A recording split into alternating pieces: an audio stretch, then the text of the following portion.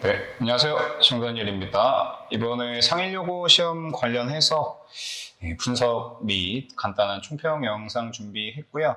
시험 범위부터 아이들 어떻게 대비했는지랑 나아가서는 저희 수강생들 실적까지 말씀드리고 마무리하겠습니다. 첫 번째로 간단히 제 소개를 먼저 드리면 전 각인영어전문학원에서 상일여고 내신 수업하고 있고요. 또 대치 두각학원에서도 마찬가지로 고1, 2 내신 수업하고 있고요. 또 밀크티라는 온라인 강의 플랫폼에서 고1, 2 내신 인터넷 강의 진행하고 있습니다.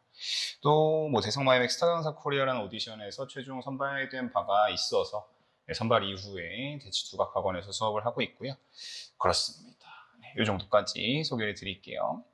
상일여고 시험은 좀 갈수록 많이 어려워지고 있어서 갈수록 어려워지는 게 얼마나 심하냐면 1학년 시험이 2학년 시험보다 더 어렵습니다. 범위 면에서나 난이도 면에서나 작년도 선배들보다도 시험이 계속 어려워지고 있어서 아이들이 고생이 많고요.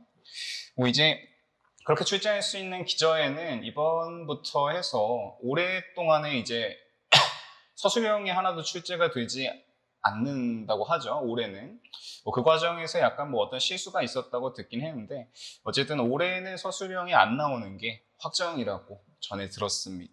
그래서 아무래도 그렇다 보면은 시험을 조금 어렵게 만들 수 있는 거는 범위밖에 없으니까 점점 더 그런 경향이 격화가 되는 거겠죠. 그래서 총 3개로 구성이 되어 있습니다. 이 내신이 거의 수능급으로 대비해야 될 게 참 많은데 독해 관련해서도 교과서 2과 들어가고요.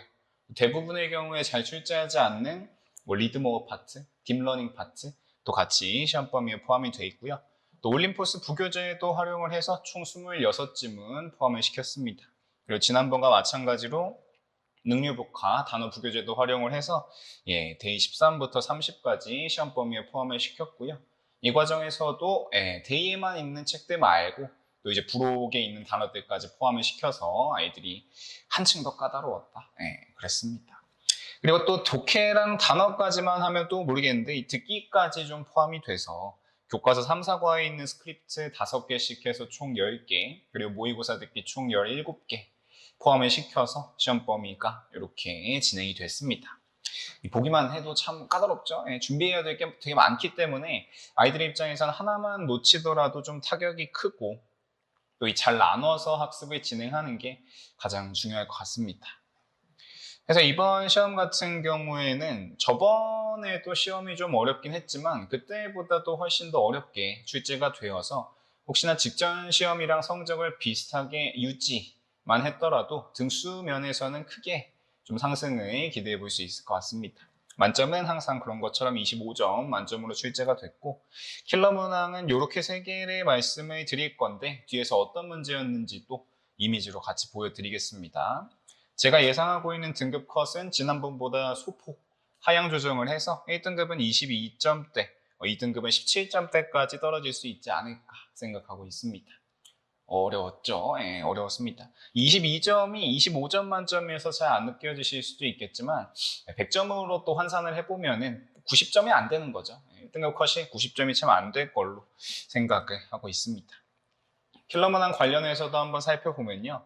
이 서술형을 내지 못하는 것 때문에 제가 전해 듣기로 학생한테 전해 들은 거라 팩트인지는 모르겠지만 교육청에 뭔가 이렇게 접수하는 과정에서 시험을 올해 어떻게 출제하겠다라고 해서 뭔가 이 서류 같은 걸 제출하는 과정에서 실수로 1년 내내 서술형을 안 내는 걸로 제출을 하셨고 그 바람에 올해 내내 서술형이 안 나오는 거다. 이런 얘기를 전해 들었습니다. 그걸 이제 조금 만회하기 위한 유형인 것 같은데요. 저도 이런 유형은 처음 봐서 조금 많이 어려웠지 않을까 싶습니다. 서술형이 아닌데 서술형 같은, 그렇죠? 한국말 해석에 맞게끔 영작한 문장을 고르는 형태였고요.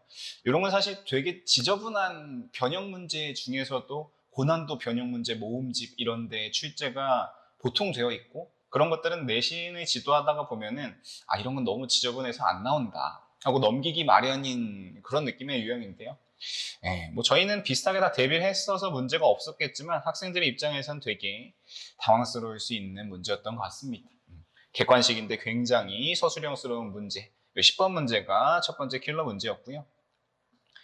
두 번째로는 이 어법 문제도 가장 쉬운 형태는 모의고사 29번 어법 문제처럼 그냥 지문 한 덩어리에서 단어 하나씩 꼽아가지고 5개 중에 하나 고르기 이런 게 가장 쉬운 형태인데 이 또 서술형이 없다는 점을 만회하고자인지 애초에 선지 자체도 단어 하나로 구성을 하지 않았고요. 문장 형태로 구성을 했고 또 선지도 A부터 J까지 몇 개입니까 이거 대체? 그렇죠? 이 중에서 총 몇 개인지를 찾아야 되는 형태여서 어법 문제 중에서도 가장 어려운 유형으로 출제가 됐다. 그렇죠? 이런 것들은 아무리 꼼꼼히 읽는다라고 해도 실수가 생길 수 있는 유형이어서 아이들이 또 많이 당황을 할 수 있었을 것 같습니다. 또 세 번째 킬러 문항으로는 너무 커서 잘 담지도 못했는데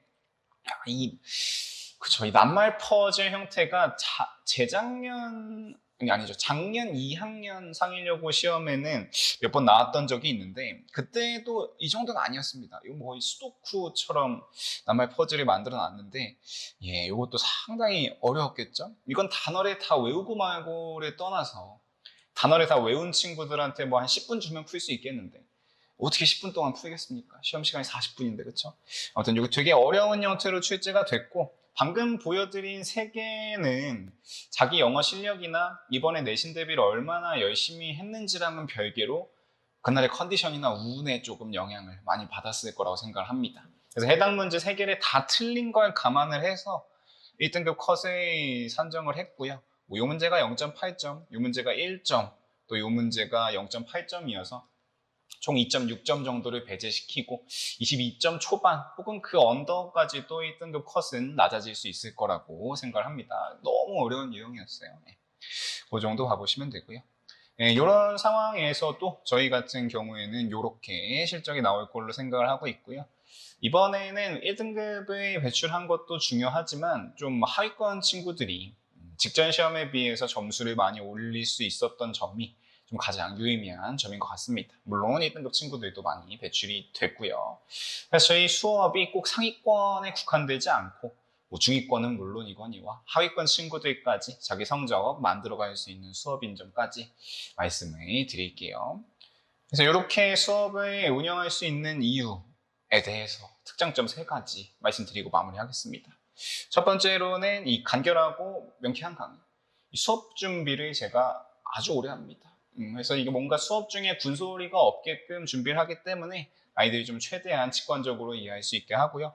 두 번째로는 압도적인 자료. 자료 관련해서는 뒤에서 또 이미지로 살짝 보여드리겠지만 압도적입니다. 저는 이 근방에선 이런 자료를 본 적이 없기 때문에 뭐 대치도 포함을 해서요. 자료 관련해서는 압도적이고요. 또 세 번째로는 치밀한 관리.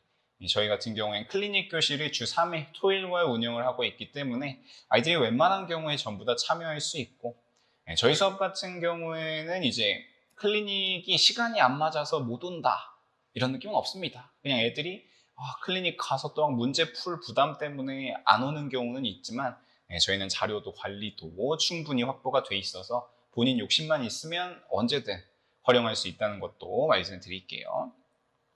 그래서 자료 관련해서는 이런 식입니다. 저희 수업 같은 경우에 매주차 자료가 손필기가 포함된 형태로 제공이 되고요. 또 이제 본문 형태, 뭐 학교 예상 기출 문제, 밑에서는 별도 어휘까지 잡서보다도 좋죠. 시중에 파는 잡서보다도 좋은 형태로 자료가 배부가 되고 있고요. 이게 이제 지문 분석지가 항상 이렇게 축적이 되면서 배부가 될 거고요. 두 번째로는 숙제 관련해서는 이 보십시오. 이 유형들을 쭉 다 푼다고 하면은 이번에 또 내신 수업을 하던 와중에 한 친구가 해준 얘기인데 사실 이 학원에서 주는 자료만 성실하게 다 풀면 시험에서 틀릴 문제가 없다. 아이들도 알고 있는 거죠. 자기들이 안 하는 거고. 뭐 그렇습니다. 그래서 이 자료는 전부 다 제공이 되기 때문에 관련해서 좀 성실하게 따라와 주기만 하면은 충분히 좋은 점수를 또 만점까지 또 노려볼 수가 있다. 또 저희 같은 경우에는 유선상으로 수업 일주일 동안의 과제 점검을 3회에 걸쳐서 진행을 하기 때문에 관련해서 관리도 잘 진행이 되고 있는 점 말씀을 드리겠습니다.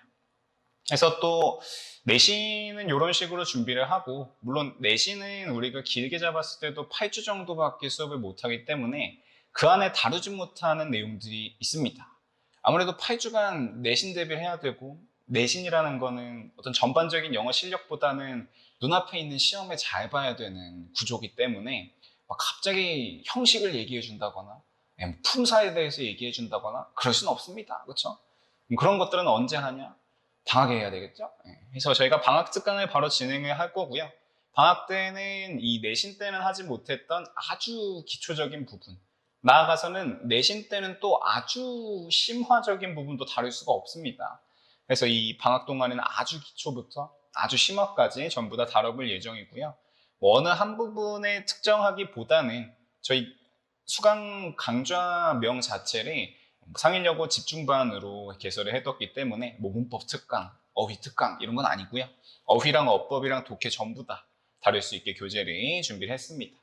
또 이제 마지막 주차에는 작년도 상일여고 이 2학기 기출문제들을 활용을 해서 조금 워밍업하는 시간도 가져볼 거고요. 그래서 기초 어휘들, 뭐 중급 어휘, 심화 어휘들 전부 다 암기하고 뭐 이 방법론적인 독해에 대한 얘기도 하고요.